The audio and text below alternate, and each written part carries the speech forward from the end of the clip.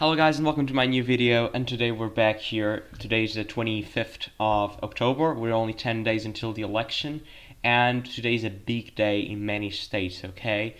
Today we got a new update in Virginia as well, but New Jersey started today the in-person early voting, okay? From 10 a.m. to 8 p.m. Eastern time, okay? Also, we got New York early vote today is starting in New York City. Zoran Mandani is expected to win in New York City. It just started today, and we're very, very happy because there's so much new data coming into today, and this will be amazing. Tomorrow's update will be one of the crucial and one of the most important ones because we got the first votes or the first data from New Jersey in-person early vote, and the Republicans must win New Jersey in-person early vote. Otherwise, if they don't win, and if they win by a very small margin, they are gone, and they're not going to win the election. Jack Shirel will not be the next governor of New Jersey, but in that case, Mikey Shirel is going to win the election. But okay, we got a new update in Virginia, 56% almost return rate, 253,000 mail-in votes and 645,000 early in-person votes, around 900,000 already casted. The problem here is we're on track, at least so far, to get a smaller turnout than we got in 2021. However, this is still a long way to go. We still have about 10 days, so this could be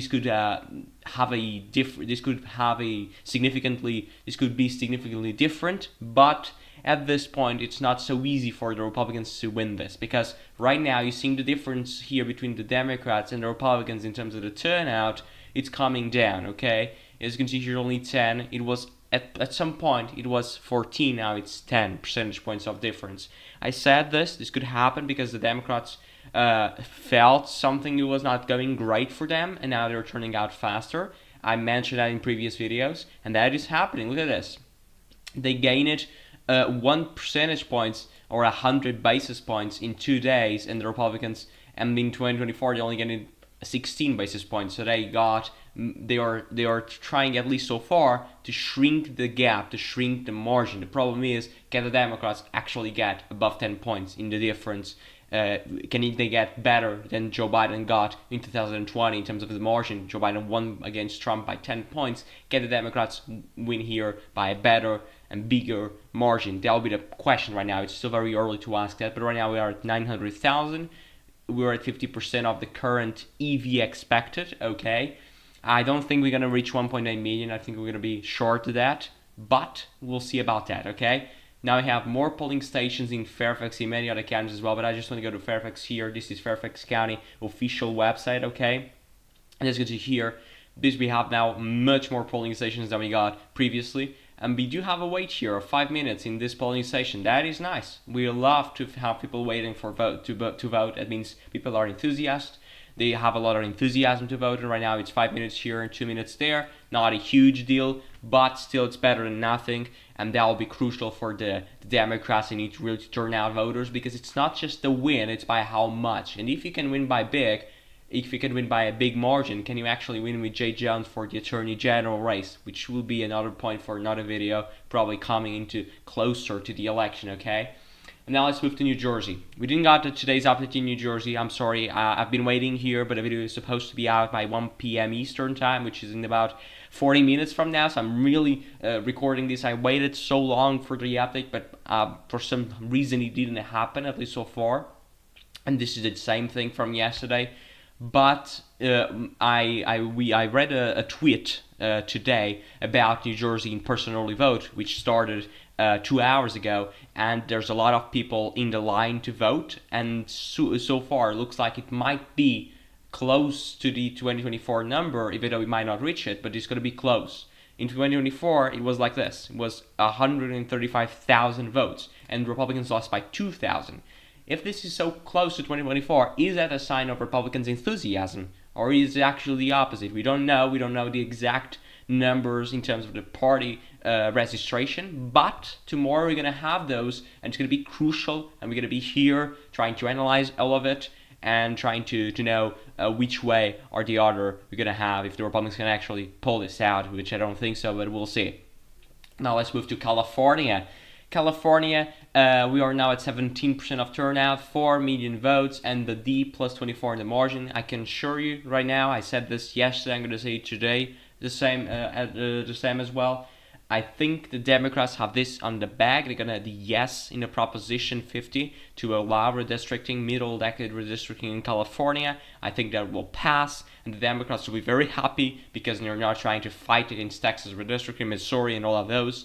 And this will be a crucial step towards at least a more competitive 2026 race in terms of the House. The chances of the Democrats having a chance of controlling the House gone up with this result, okay? Have gone up with this result. Right now, we still have a very high turnout in the elderly people, but it should track. I mean, young people now should be voting more. At least I suspect that's going to happen. Right now, it's mostly the same as male and female, but as you can see, latest days, it's not closing the gap, and this shows that so far the Republicans are in a very good shape the Democrats are in a very good shape to win this. And in terms of geography, I just want to check this just to check which counties. As you can see here, in terms of return share, of course, Los Angeles and San Diego are still the highest as they were before. But in terms of in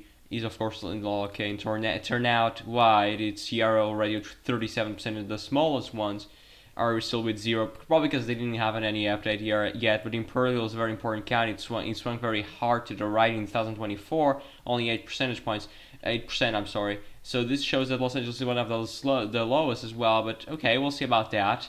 But the Democrats are just doing everything they need, and they already have a million votes threshold with the Republicans. And then we need to talk about New York. This is the map so far in terms of the early voting day 1, which is today. And so far, the Democrats are doing what they need. They even have, and don't forget, Brooklyn is the borough where Mondani is the best. Okay, is better. And right now we have a 20 to 50 minutes queue, if you will, here in Manhattan. This can show that Manhattan is evenly divided between Mondani and Andrew Cuomo. So this could say that so far we don't have a huge enthusiasm by the Mondani campaign, even though I do think he's going to win by a substantial margin. So far we cannot say anything because we don't have here any yellow or red dots in many of these polling stations right now in Brooklyn. And we also don't have in the Bronx, which is one of the strongest for Andrew Cuomo, and Staten Island. This can show you very important stuff. Probably not either of the campaigns are showing how they're not showing that huge strength, at least so far. So guys, this was the video. I hope you have liked the video. Don't forget to subscribe and leave your like, because we're gonna have a new video tomorrow, and a very important video tomorrow. Okay? Don't forget, because it's gonna be crucial, the most important update so far.